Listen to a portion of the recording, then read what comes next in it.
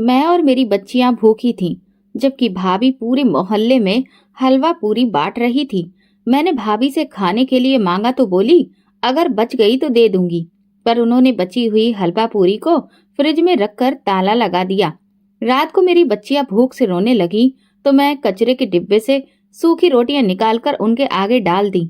मेरा दिल दुख से फटने लगा।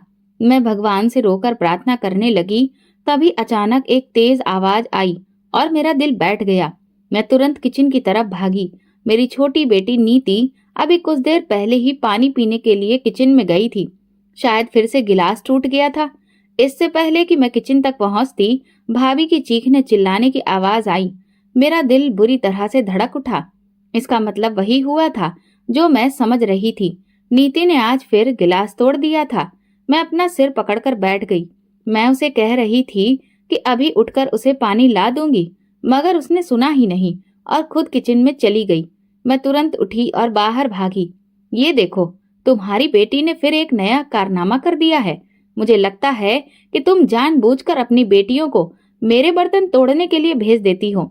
दरवाजे से दाखिल होते ही भाभी ने गुस्से से घूर कर मुझ पर नजर डाली। नहीं, मैं ऐसा क्यों करूंगी? मैं अभी साफ कर देती हूँ। मैंने तुरंत कांच के टुकड़े इकट्ठे करने शुरू कर दिए। अरे अब तुम रहने दो। तुम लोगों ने तो मेरी जिंदगी नरक बनाकर रखी है। सर पर चढ़कर नाच रही हो तुम और तुम्हारी बच्चियां। मैंने तुम्हें कितनी बार कहा है कि इन्हें अपने कमरे तक ही रखा करो, फिर भी तुम इन्हें किचन में क्यों भेज देती हो? भाभी का बवाल शुरू हो चुका था। मैं जानती थी कि अब इसे रोकना मुश्किल था। मैं चुपचाप उनकी बातें सुन रही थी और कांच के टुकड़े उठा रही थी। वो बड़बड़ाती हुई किचन से दंदनाती बाहर निकल गई। आज फिर वो भाई से शिकायत करने वाली थी। मेरी आंखों में आंसू भर आए। कांच समेटते हुए मैंने बेटी पर एक निगाह डाली। वो किचन की दीवार से लगी डरी हुई नजरों से मुझे देख रही थी। अचानक मेरे हाथ की उंगली में कांच का एक टुकड़ा चुभ गया। मैं दर्द से करा उठी। मैंने तुरंत उंगली मुंह में दबाकर दर्द रोकने की कोशिश की। नीति मेरे पास आई। क्या हुआ मम्मा? आपको चोट लग गई? उसकी आंखों में इस कदर खौफ था कि मैंने तुरंत इनकार में सिर हिला दिया। नहीं, कुछ नहीं। तुम कमरे में जाकर बैठो, मैं तुम्हारे लिए पानी लेकर आती हूँ। मैंने उसके खौफजदा चेहरे पर नजर डाली और उसे तसल्ली देकर कमरे में भेज दिया। फिर खुद जख्मी उंगलियों से कांच के टुकड़े समेटने लगी। मेरा नाम काजल है। मैंने कभी सोचा भी नहीं था कि मेरे हालात मुझे ऐसी जगह पहुंचा देंगे जहां अपनी बच्चियों को 2 वक्त का खाना खिलाना भी मुश्किल हो जाएगा। मैं अपने हालातों पर कुढ़ती रहती और भगवान को याद करती। इस मुश्किल घड़ी में भगवान के सिवा मेरा कोई सहारा नहीं था। अगर ये दिन की बात होती तो शायद मेरी बच्चियों को भी समझ आ जाता और दुनिया भी साथ दे देती। मगर मेरे पति से मुझे अलग हुए पूरे 9 साल हो चुके थे। इन 9 सालों में मैंने बहुत से चेहरे बेनकाब होते देखे। हालात बदलते ही लोग कैसे बदल जाते हैं, ये मुझे अच्छी तरह समझ आ गया था। मुझे अपनी इतनी फिक्र नहीं थी, लेकिन बच्चियों का साथ था। मैं ना तो उन्हें खाली पेट देख सकती थी, ना उनके चेहरे पर डर बर्दाश्त कर सकती थी। हमारा हाल दुख और तकलीफों से भरा हुआ था, जबकि भविष्य अंधेरे में था। मैं अपनी बच्चियों को लेकर कहाँ जाती, जब मेरा सगा भाई ही हमसे इतना बेगाना हो गया था? तो गैरों से क्या उम्मीद रखती? मैं अपने भाई की लापरवाही और बेरुखी पर हैरान थी। मुझे बिल्कुल उम्मीद नहीं थी कि बचपन में लाड़ प्यार से पलने वाला भाई कभी इतना बेगाना भी हो सकता है। मेरे पिता एक सरकारी कर्मचारी थे। हम 2 भाई बहन थे। मेरी माँ भी इज्जतदार घराने से थी। माँ बाप के बीच अच्छी समझदारी थी, इसलिए हमें कभी कोई परेशानी नहीं हुई। उन्होंने हमारी परवरिश बहुत अच्छे से की, कभी किसी चीज की कमी नहीं होने दी, ना ही किसी मानसिक तकलीफ का सामना करना पड़ा। मैं बचपन से ही बड़ी समझदार और तमीजदार बच्ची थी, जबकि भाई पढ़ाई को लेकर बहुत गंभीर था। हम दोनों पढ़ाकू किस्म के बच्चे थे और ज्यादातर वक्त अपनी किताबों में खोए रहते थे। मेरे पिता को भी किताबें पढ़ने का बहुत शौक था। जब भी दफ्तर से वापस आते तो लाइब्रेरी से किताबें ले आते। हम भी दिलचस्पी से पढ़ते और कभी-कभी एक ही रात में पूरी किताब खत्म कर देते। फिर पिताजी के साथ उस किताब पर चर्चा करने के लिए उत्साहित रहते। मुझे ऐसी बातचीत सुनने में बहुत मजा आता था। पिताजी भी हमारी अकल और होशियारी पर हैरान रह जाते, जबकि माँ चुपचाप हमारी बातें सुना करती थी। वैसे तो माँ भी पढ़ी लिखी थी, लेकिन उन्होंने ज्यादातर वक्त घर के कामों में बिताना पसंद किया। उन्हें सफाई बहुत पसंद थी। घर का हर कोना चमकता रहता। हमारा घर बहुत खुशहाल था। मैंने कभी अपने माता पिता को झगड़ते या बहस करते नहीं देखा। माँ हर बात बिना बहस किए मान लिया करती थी। क्योंकि पिताजी सरकारी नौकरी में थे, उनका तबादला अक्सर हो जाता था। वजह ये थी कि वो रिश्वत और सिफारिश को पसंद नहीं करते थे। जब भी किसी बड़ी फाइल को आगे बढ़ाने की सिफारिश आती तो वो साफ मना कर देते, जब इसका नंबर आएगा तभी ये फाइल आगे जाएगी। इससे नाराज होकर अधिकारी उनका तबादला करवा देते और अगले कर्मचारी से वही काम आसानी से करवा लेते। पिताजी कहते थे, मुझे ट्रांसफर करवाना मंजूर है, लेकिन नरक में जाना नहीं। मैं कोई ऐसा गलत काम नहीं करूंगा जिससे मुझे अपने वजूद से नजर मिलाने में शर्म आए। मैं पिताजी की इन बातों से हमेशा सहमत रहती थी, लेकिन मेरा भाई इससे तंग आ चुका था। आप ऐसा क्यों करते हैं? आप अपने आप को बेवजह मुश्किल में डालते हैं। सिफारिश करने वालों का काम तो आगे आने वाला कोई भी कर देता है। पिताजी उसे समझाने के लिए लंबी बहस करते, लेकिन भाई खामोश हो जाता। पता नहीं उसकी समझ में आता भी था या नहीं, लेकिन वो विरोध नहीं करता। वक्त गुजरने का पता ही नहीं चला, ना हालात बदलने का। पिताजी ने धूमधाम से भाई की शादी एक इज्जतदार घराने में कर दी। उन्होंने अपने ही सहकर्मी की बेटी से भाई का रिश्ता तय किया था। पिताजी की उनके साथ बहुत गहरी दोस्ती थी और इसलिए वो इस दोस्ती को रिश्तेदारी में बदलना चाहते थे। पिताजी के दोस्त भी उनकी ही तरह ईमानदार और नेक दिल इंसान थे। भाई इस शादी से बहुत खुश था। भाई की पत्नी बहुत खूबसूरत और मिलनसार लड़की थी। उसने घर में आते ही सबको अपना बना लिया था। उसका बोलने का तरीका इतना अच्छा था कि मम्मी पापा घंटों उसकी बातें सुनकर खुश होते। वो मम्मी पापा के सामने भी खूब हंसी मजाक करती थी। भाई की पत्नी के आने से घर में मेरी अहमियत कुछ कम हो गई थी। हालांकि मैं इस घर की बेटी थी, मगर घर में सारी प्रमुखता भाभी को ही मिलने वाली थी। शायद मुझे ही ऐसा महसूस होता था, जबकि हकीकत शायद ऐसी नहीं थी। भाई भी अपनी पत्नी के आगे पीछे ही घूमते रहते। भाभी ने कुछ ही दिनों में भाई को अपना दीवाना बना लिया था। शादी के कुछ समय बाद भाभी भाई की पसंदीदा पत्नी ही नहीं, बल्कि उसकी मोहब्बत में भी बदल चुकी थी। भाई अक्सर उसे बाहर खाना खिलाने ले जाते। वो मम्मी पापा के सामने भी बिना किसी झिझक के भाई से बातें करती रहती। माना कि वो भाई की पत्नी थी, लेकिन फिर भी उसे अपने खुले अंदाज में कुछ तो संकोच महसूस होना चाहिए था। मुझे उसकी कुछ बातों और हरकतों पर ऐतराज था, लेकिन मैं उसे रोकने या कुछ कहने वाली कौन होती थी। मैं उसे नजरअंदाज करके अपनी पढ़ाई पर ध्यान देने की कोशिश करती। भाई की शादी के बाद मम्मी पापा ने मेरी शादी की बात भी शुरू कर दी। अनुराग पापा के ही दूर के रिश्तेदार की बहन का बेटा था। वो हाल में ही पुलिस विभाग में भर्ती हुआ था। अनुराग एक पढ़ा लिखा और अच्छे व्यक्तित्व वाला नौजवान था। उसकी माँ खुशी खुशी मेरे लिए अपने बेटे का रिश्ता लेकर आई थी, तो पापा भी हैरान रह गए। वो ना जाने कितने सालों बाद हमारे घर आई थी। इस रिश्ते में कोई बुराई नहीं थी। अनुराग पढ़ा लिखा अच्छा इंसान था, अपनी माँ का इकलौता बेटा था और उसकी नौकरी भी अच्छी थी, जिसमें तरक्की की संभावनाएं थीं। ऐसे में मम्मी पापा इस रिश्ते से इनकार क्यों करते? माँ ने मेरी पसंद पूछी तो मेरी पसंद हमेशा मेरे माता पिता की पसंद से ही जुड़ी रही थी। मैं ऐसी लड़की नहीं थी जो अपनी मर्जी से कोई इश्क चलाती। मैंने माँ को साफ कह दिया कि जैसा वो चाहे वो मेरी जिंदगी का फैसला कर सकती है। माँ ने मेरा जवाब सुना तो मेरी नजर उतारने लगी और अगले महीने ही शादी की तारीख तय कर दी। मैं बड़े दुखी दिल से शादी की तैयारियों में व्यस्त थी। माँ बाप का घर छोड़कर जाने का दुख बहुत ज्यादा था। मैं जानती थी कि हर लड़की को एक दिन विदा होना पड़ता है, मगर फिर भी मेरा दिल बेचैन था। मैंने इस घर में कई साल गुजारे थे। अब एक पल में वो सब कैसे भूल जाती? जैसे जैसे शादी का दिन करीब आ रहा था, मेरा दिल उदास होता जा रहा था। भाभी को हंसते मुस्कुराते घर में इधर उधर घूमते देख मैं हैरान होती। उन्होंने बहुत जल्दी घर के माहौल और घर वालों को अपना बना लिया था, जबकि मुझे नहीं लगता था कि मैं इतनी जल्दी अपने अपनों को भूलकर नए घर को अपना पाऊंगी। माँ जब भी मेरे पास बैठती तो मेरी उदास शक्ल देखकर मुझे समझाने लगती। मैं चुपचाप माँ का चेहरा देखती। न जाने शादी के बाद ये चेहरा कितने समय बाद देख पाऊंगी, इसका कोई अंदाजा नहीं था। शादी के बाद मुझे दूसरे शहर जाना था। जो हमारे शहर से काफी दूर था। जाहिर सी बात थी कि रोज रोज आना जाना मुमकिन नहीं था। न जाने कितने महीनों बाद मम्मी पापा से मिलने की इजाजत मिलती। ये सब सोचकर मैं बहुत उदास हो जाती। मैं अक्सर माँ की गोद में सिर रखकर रो पड़ती तो माँ मुझे तसल्ली देती, चुप कर पगली, इतना परेशान होने की जरूरत नहीं है। हमारा आशीर्वाद तेरे साथ है। भगवान तुझे हमेशा खुश रखे। बेटियां दूर हों या पास, बस सुखी रहें। माँ की दुआएं सुनकर मुझे सुकून मिलता। शादी के 3 दिन बाद ही मेरे ससुर का अचानक देहांत हो गया।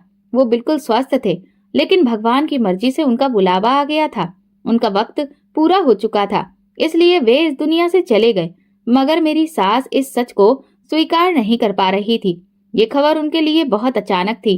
वैसे तो उन्हें पता होना चाहिए था कि ये भगवान की मर्जी से हुआ है, लेकिन उन्होंने मुझ पर इल्जाम लगा दिया कि बहू के कदम मनहूस हैं, जो आते ही मेरे पति को खा बैठी। मैं अपनी सास की ये बात सुनकर हैरान रह गई। मैं एक पढ़ी लिखी और समझदार लड़की थी। मैं इस तरह की अंधविश्वास भरी बातों पर कभी यकीन नहीं करती थी। ना ही मेरे माता पिता ऐसे थे कि वो ऐसी बात सोचते या हमारे सामने दोहराते। इसलिए मेरे लिए यह बात बहुत चौंकाने वाली थी। साथ ही मुझे अफसोस भी हो रहा था कि मेरी सास ने मेरे कदमों को मनहूस बना दिया था।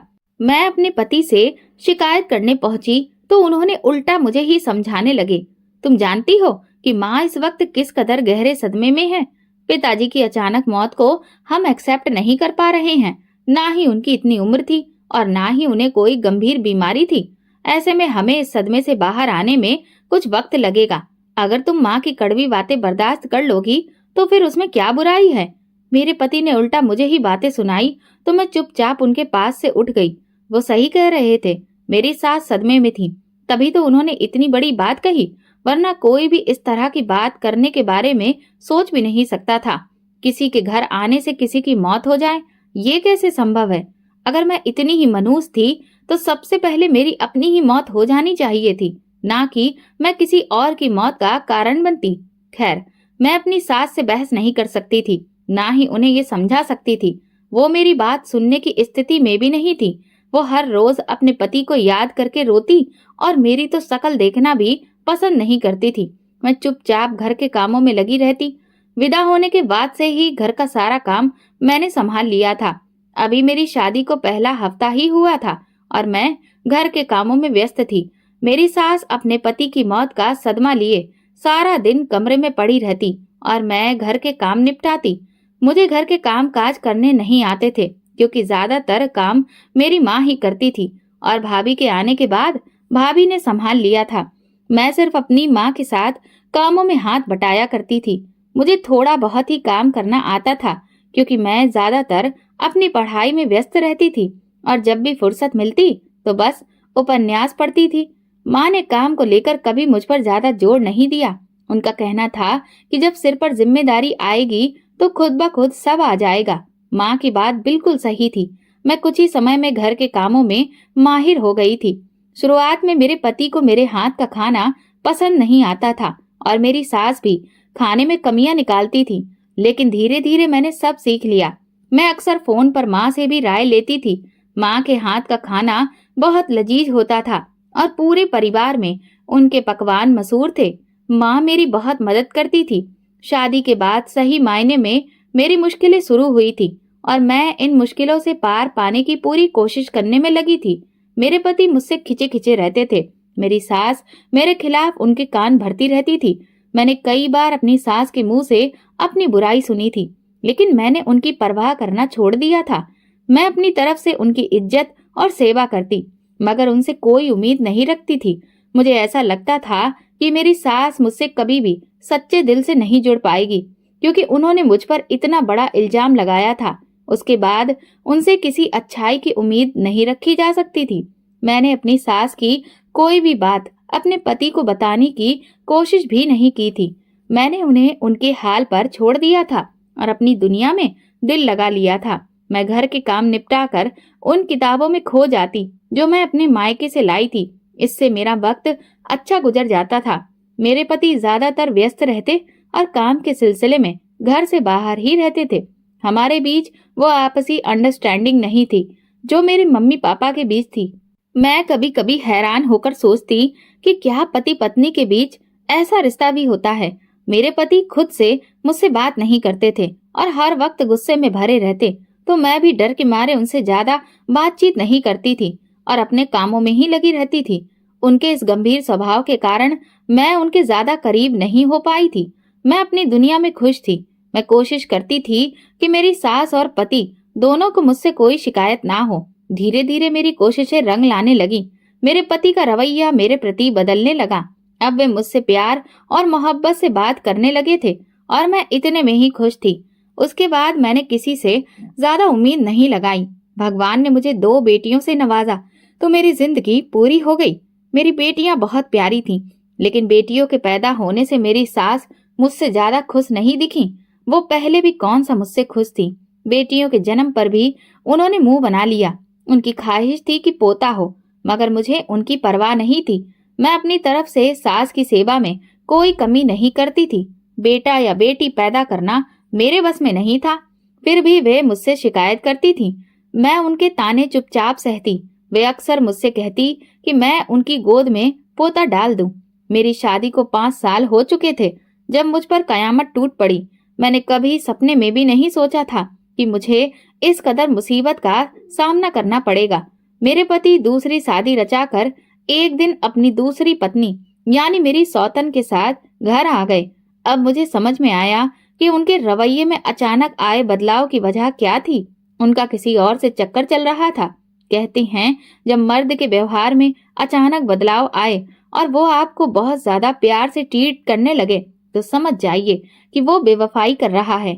यही मेरे साथ हुआ था। मैं हैरानी से अपने पति के सामने खड़ी उनकी नई नवेली सजी धजी दुल्हन को देख रही थी। वो बहुत प्यारी और दिलकश थी। मेरे पति मुझे यूं हैरान देखकर कुछ शर्मिंदा हुए, लेकिन अगले ही पल मुझे नजरअंदाज करके अपनी नई दुल्हन का हाथ पकड़कर अपनी माँ के कमरे में ले गए ताकि उन्हें मिलवा सके। मैं रोती हुई पीछे चली आई। मुझे उम्मीद थी कि मेरी सास मेरे हक में कुछ तो बोलेगी, मगर जब मैं अंदर पहुंची तो वहां का मंजर देखकर हैरान रह गई। मेरी सास अपने बेटे की दूसरी पत्नी की बलाएं ले रही थी और उसे ढेर सारी दुआएं दे रही थी। दरअसल अनुराग मुझसे पहले ही किसी और से शादी करना चाहता था, लेकिन मेरी सास ने जबरदस्ती उसकी शादी मेरे साथ कर दी थी। वो अनुराग के कॉलेज की मोहब्बत थी। ये सारी दास्तान मेरी सास मुझे खुशी खुशी सुना रही थी। मैं चुपचाप कमरे में चली आई। कमरे में आकर मेरे सब्र का बांध टूट गया। मैंने उन लोगों की कितनी सेवा की और उसका सिला मुझे इस तरह मिला कि मुझ पर सौतन को लाकर बैठा दिया गया। अगर मेरी सास के अंदर थोड़ी सी भी शर्म या गैरत होती तो वे कम से कम इस मौके पर मेरा साथ देती, लेकिन वे तो मुझे ब्याह कर लाने के पहले दिन से ही मेरी दुश्मन बनी हुई थी। मुझे समझ नहीं आता था कि भगवान जाने उन्हें मुझसे क्या दुश्मनी थी। अगर उनका बेटा खुश नहीं था और वो कहीं और शादी करना चाहता था तो पहले ही उस लड़की से शादी करने देती। मेरी जिंदगी बर्बाद करने की क्या जरूरत थी। मैंने अपने मम्मी पापा को अभी तक अपनी सास और पति के रवैये के बारे में कुछ नहीं बताया था, लेकिन अब ये सब हद से बाहर हो चुका था। उन लोगों ने मेरे सब्र और खामोशी का नाजायज फायदा उठाया था। शायद उन्होंने ये सोच लिया था कि जो भी जुल्म करेंगे मैं चुपचाप बर्दाश्त कर लूंगी, और सच में अब तक मैं बर्दाश्त कर भी रही थी। लेकिन अब ये सब मेरे सब्र से बाहर था। आखिर मैं 2 बच्चियों की माँ थी और मेरा पति तो मुझे पहले से ही नजरअंदाज करता था। मुझे कोई वैल्यू नहीं देता था। अब तो दूसरी पत्नी के आने से मेरी हैसियत बिल्कुल खत्म हो गई थी। अगर मुझे बिना पति के ही रहना था तो फिर मैं यहाँ क्यों रहती। मैं अपनी जिंदगी अपनी मर्जी और खुशी से भी तो गुजार सकती थी। ये सोचते हुए मैंने अपने पिता को फोन कर दिया। वे मुझे तुरंत लेने चले आए। वे यहाँ की हालत जानकर हैरान थे। उन्हें यकीन नहीं आ रहा था कि मैं इतने समय तक सब कुछ झेलती रही। मैंने अपने पिता को एक एक बात बता दी। मेरे पिता ने मेरे पति से शिकायत की तो वो उल्टा मेरे पिता पर गुस्सा करने लगा। दोनों माँ बेटे ने मिलकर मुझ में हजारों बुराइयां निकाल दी। वो कहने लगे, इसे तो अकल ही नहीं है, ये तो घर में किसी को बुलाना पसंद ही नहीं करती, ना ही मेरी माँ से कोई बातचीत करती है, बस घर के काम निपटाकर किताबों में खो जाती है। घर में रहने का ये कोई तरीका नहीं होता। ये घर है, कोई स्कूल नहीं। मैं तो हैरान थी।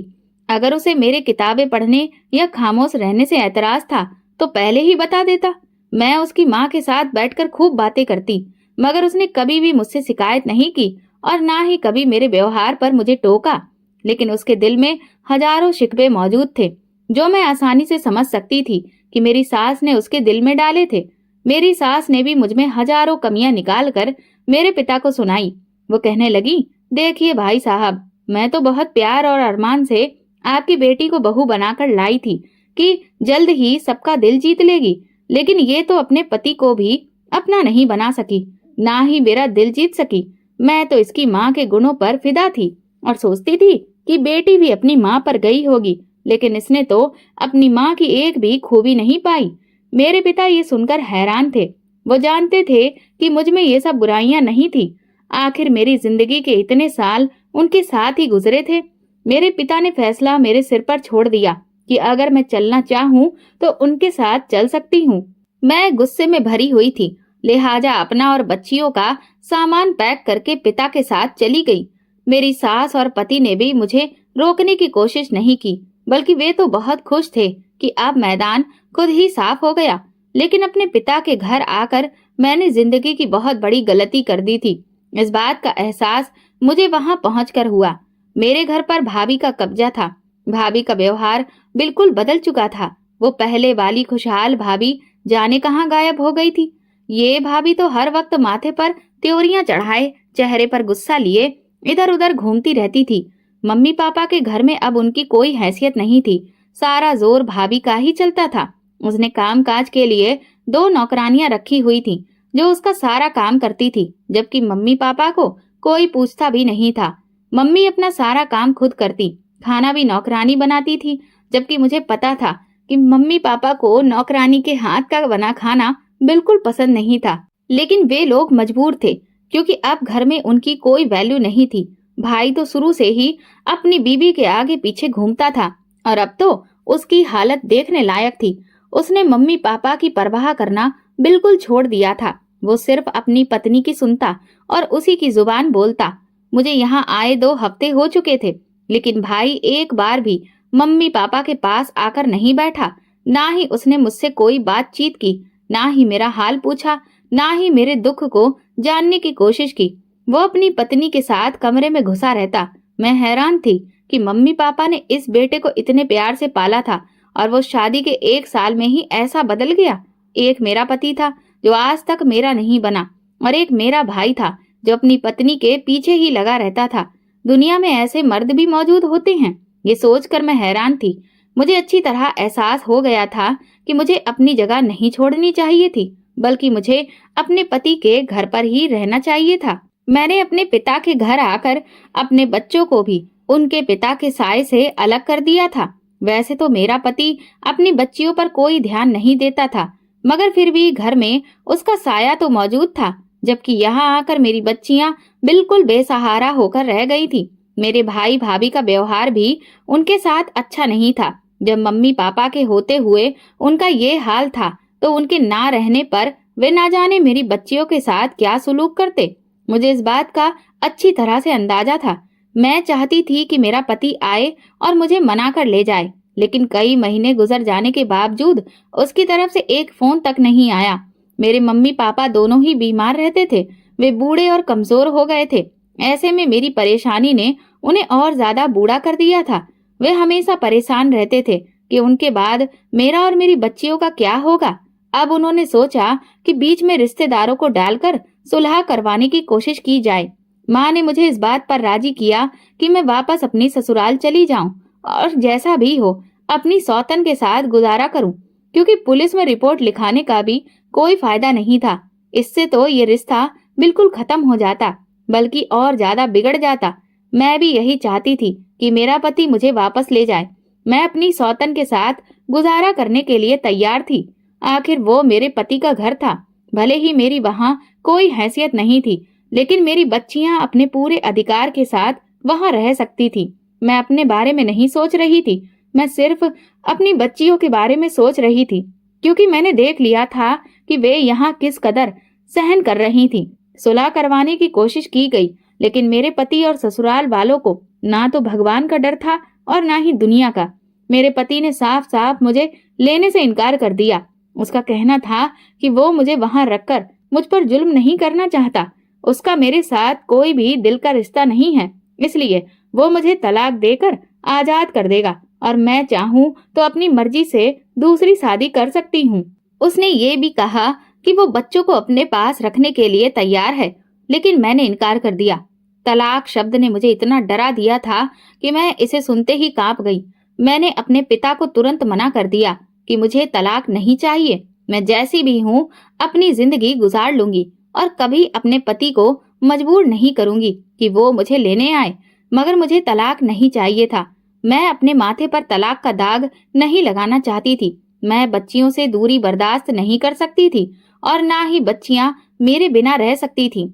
मैं जानती थी कि अगर मैंने अपनी बच्चियों को उनके पिता के पास भेज दिया तो सौतेली माँ उनके साथ क्या व्यवहार करेगी।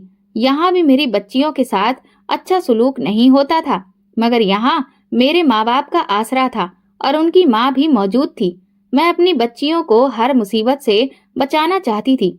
मैं उनके लिए मेहनत कर सकती थी, इसलिए उन्हें उनके पिता के पास नहीं भेजा।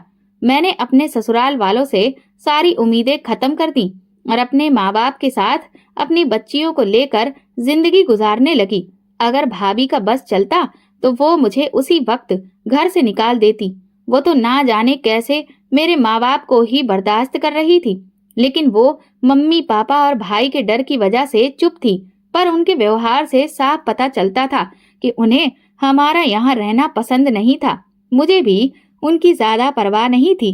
माँ बाप का साथ था और मुझे क्या चाहिए था। मैं पढ़ी लिखी थी, इसलिए नौकरी के लिए बाहर निकल गई और अपनी बच्चियों की परवरिश करने लगी। मुझे एक प्राइवेट स्कूल में नौकरी मिल गई। मैंने अपनी बच्चियों का उसी स्कूल में एडमिशन करवा दिया। सुबह सुबह ही मैं अपनी बच्चियों के साथ घर से निकल जाती और छुट्टी के वक्त उन्हें अपने साथ ले आती। माँ बाप की वजह से मुझे बहुत हौसला मिला। हालात सही राह पर चल पड़े थे। पति के घर में भी मेरी कौन सी हैसियत थी, इसलिए मुझे एडजस्ट होने में ज्यादा वक्त नहीं लगा। मेरी बच्चियां भी संभल गईं। मैं अपने बच्चों के साथ खुश रहने की कोशिश करती, लेकिन भाभी से हमारी और बच्चियों की हंसी बर्दाश्त नहीं होती।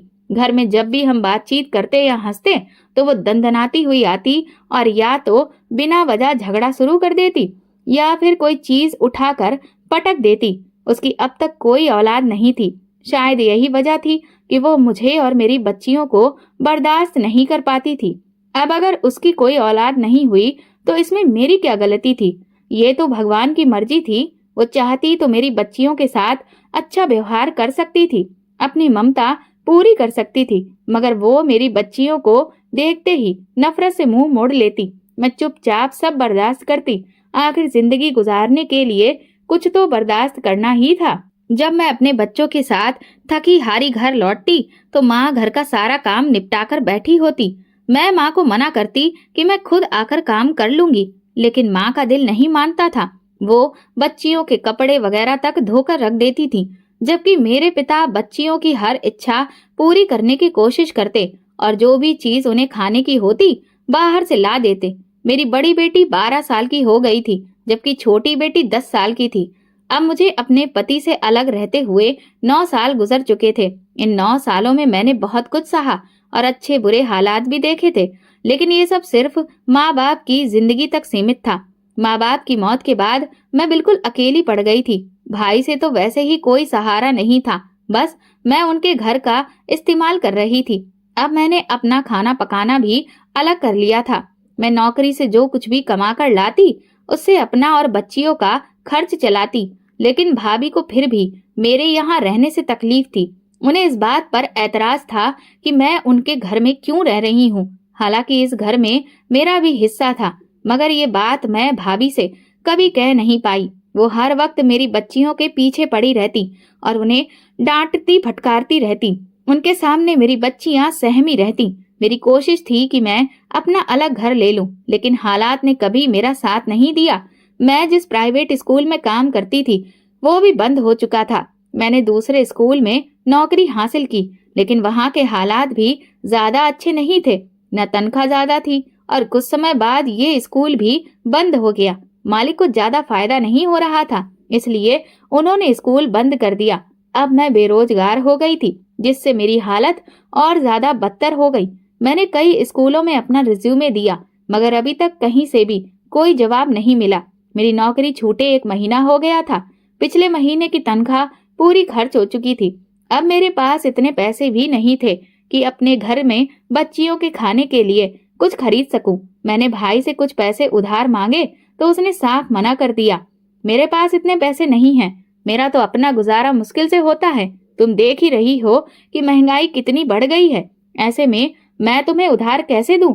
भाई के जवाब पर मुझे ज्यादा हैरानी नहीं हुई। मुझे पहले से ही उससे कोई उम्मीद नहीं थी, इसलिए मैं चुपचाप बैठ गई। जब अपनों का यह हाल था तो किसी बाहर वाले से एहसान लेने के बारे में सोच भी नहीं सकती थी। आज सुबह से मेरी बच्चियां भूखी थीं।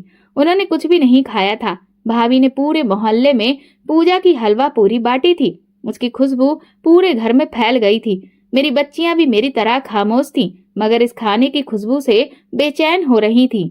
वे हलवा पूरी खाना चाहती थीं।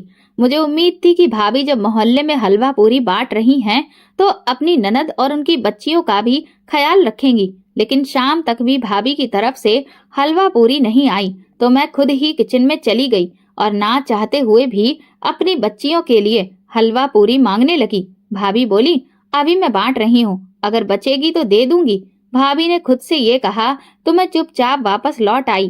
भाभी की तरफ से हलवा पूरी आने की उम्मीद ही रही। उन्होंने एक प्लेट भी नहीं भेजी, बल्कि बची हुई हलवा पूरी फ्रिज में रखकर ताला लगा दिया।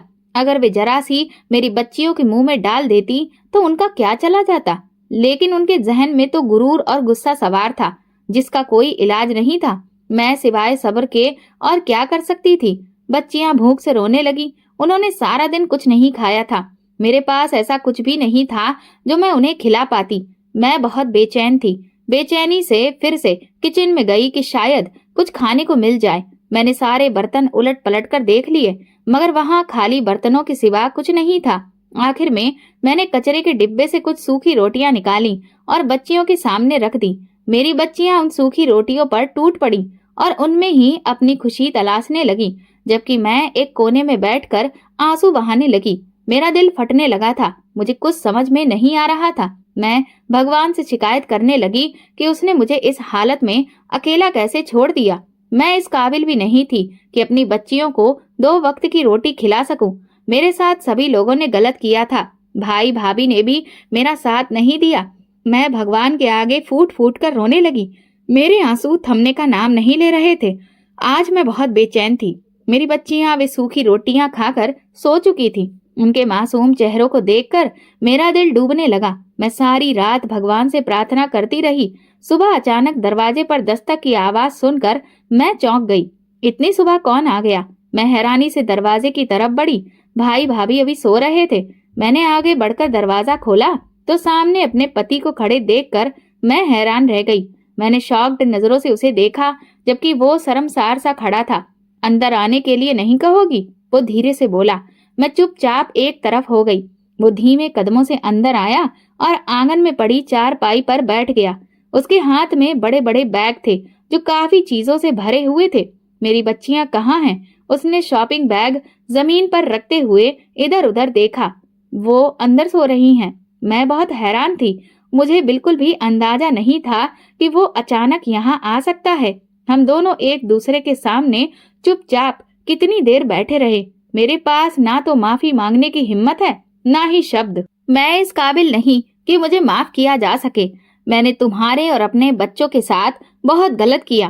काश मुझे उस वक्त इतनी अकल होती, मगर तब मैं जवानी के नशे में डूबा था। मैं अपने कॉलेज की साथी नंदिनी को पसंद करने लगा था और उसके इश्क में पागल था। लेकिन माँ चाहती थी कि मैं अपने परिवार की लड़की से शादी करूं। मैंने उन्हें नंदिनी से मिलवाया, लेकिन वे उसे कोई खास पसंद नहीं आई और उन्होंने जबरदस्ती मेरा रिश्ता तुमसे तय कर दिया। मैं शादी के लिए तैयार नहीं था, लेकिन माँ का इकलौता बेटा होने के नाते दब गया और मुझे माँ की बात माननी पड़ी। अगर मैं अपनी मर्जी से शादी कर लेता तो मेरी माँ पर क्या गुजरती? वो अपने अरमान किस तरह पूरे करती? बस यही सोचकर मैंने तुमसे शादी के लिए हामी भर दी। माँ तुम्हें बड़े अरमानों से विदा कर लाई थी, मगर मेरा दिल तुम्हारी तरफ से उखड़ा हुआ था। मैंने माँ को साफ बता दिया था, लेकिन माँ का कहना था कि शादी के बंधन में बड़ी ताकत होती है, तुम्हारा दिल खुद ब खुद उसकी तरफ मुड़ जाएगा। लेकिन तुम्हारे आने के बाद मैंने देखा कि तुम तो खुद मुझसे दूर होती गई।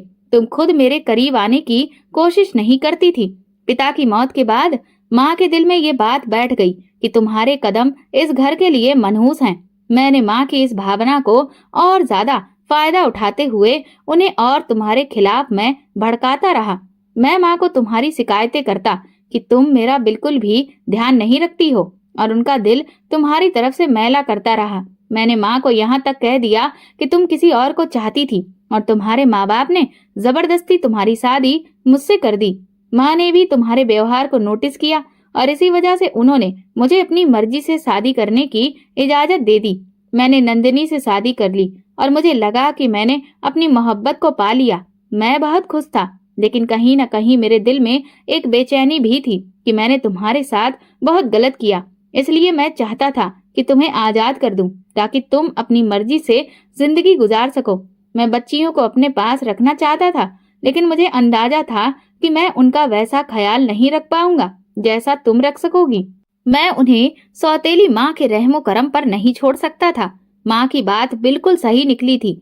नंदिनी इस तरह से घर को नहीं संभाल पाई जैसे तुमने संभाला था।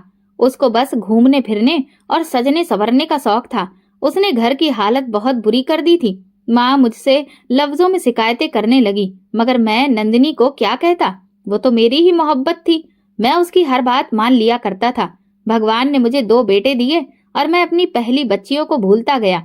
लेकिन बेटों के आने के बाद मेरे और नंदिनी के झगड़े शुरू हो गए। वो जिम्मेदारियों से घबरा गई थी। उसका कहना था कि उसे इतना काम नहीं होता। माँ बीमार थी और जब मैंने उन्हें घर के कामों में लगा देखा तो मैं नंदिनी से झगड़ने लगा। माँ के देहांत पर मैं बहुत दुखी था। अभी मैं माँ के जाने के सदमे से संभल भी नहीं पाया था कि मेरी पत्नी और दोनों बेटे स्कूल से आते हुए गाड़ी की टक्कर लगने से हादसे का शिकार हो गए। मेरी पत्नी ने मौके पर ही दम तोड़ दिया। वो बेटों को बचाते हुए खुद गाड़ी की चपेट में आ गई। मेरे बेटों को मामूली चोट आई, लेकिन वे अपनी माँ के बिना बिल्कुल टूट गए। मुझे अच्छी तरह एहसास हो गया कि माँ बाप के बिना बच्चों को पालना कितना मुश्किल होता है। माँ और बाप दोनों ही बच्चों के लिए जरूरी होते हैं। जब मुझे ये एहसास हुआ कि तुमने किस तरह मेरी बच्चियों को अकेले संभाला तो मेरा दिल पिघल गया। मैंने तुम्हारे माँ बाप को बच्चियों के लिए खर्च भेजने की बात की थी, लेकिन उन्होंने गुस्से में मना कर दिया था। फिर मैं अपनी जिंदगी में इतना मशरूफ हो गया कि मुझे इस बात का अंदाजा ही नहीं हुआ कि मेरी बच्चियां कितनी मुश्किल से गुजर बसर कर रही होंगी। अगर हो सके तो मुझे माफ कर दो और मेरे साथ वापस घर चलो। मैं गुजरे सालों की तकलीफ तो कम नहीं कर सकता, लेकिन वादा करता हूँ कि आने वाले वक्त में तुम्हें और अपनी बेटियों को किसी भी तरह की कोई कमी नहीं होने दूंगा। मैं अपने बेटों की परवरिश के लिए तीसरी शादी भी कर सकता हूँ, मगर मैं जानता हूँ कि कोई भी औरत उन्हें अपनी औलाद जैसा प्यार नहीं दे सकेगी सिवाय तुम्हारे। मुझे तुम्हारी फितरत का अच्छी तरह से अंदाजा है। मैंने तुम्हारे साथ जो कुछ किया उसके बावजूद भी मुझे पूरी उम्मीद है कि तुम मेरे बेटों को अपना लोगी। अनुराग की आंखों में आंसू थे, जबकि मैं कुछ भी बोलने के काबिल नहीं थी। मेरी बच्चियां भी आंखें मलती हुई कमरे से बाहर निकल आई थी। वे हैरानी से अपने पिता की तरफ देख रही थी। ये तुम्हारे पापा हैं। मैंने उंगली से उनके पिता की तरफ इशारा करके उन्हें उनकी हैरानी को कम करने की कोशिश की, मगर उनकी आंखें और भी बड़ी हो गईं। अनुराग तुरंत अपनी बच्चियों की तरफ बढ़ा और रोते हुए उन्हें अपने गले से लगा लिया। वो उनके लिए ढेर सारा खाने पीने का सामान लाया था।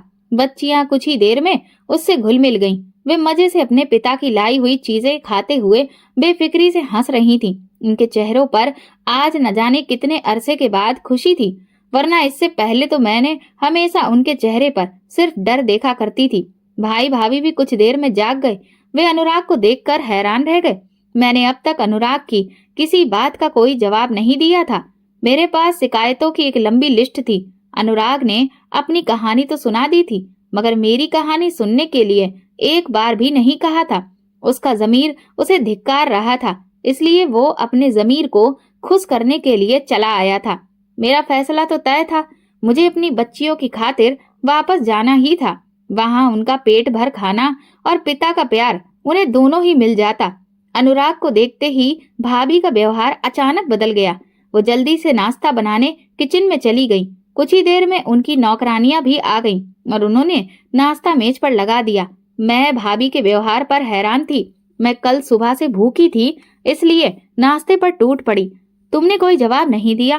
क्या तुम नई जिंदगी की शुरुआत के लिए मुझे एक और मौका दोगी? अनुराग ने मेरे सामने अपना हाथ फैलाया। मैंने बिना सोचे उसका हाथ थाम लिया और उठ खड़ी हुई। मेरे मुंह से अपने आप ही भगवान के लिए धन्यवाद निकला। मैंने अपना और बच्चियों का सारा सामान समेटा और फिर मैं अनुराग के साथ नई जिंदगी की तरफ बढ़ गई। अगर आपको हमारी कहानी पसंद आई हो तो कमेंट करके जरूर बताइए। वीडियो को लाइक करें और ज्यादा से ज्यादा शेयर करें। अगर आप चैनल पर नए हैं तो सब्सक्राइब जरूर करें और नोटिफिकेशन बेल को दबाएं ताकि अगली अपडेट सबसे पहले आपको मिले। धन्यवाद।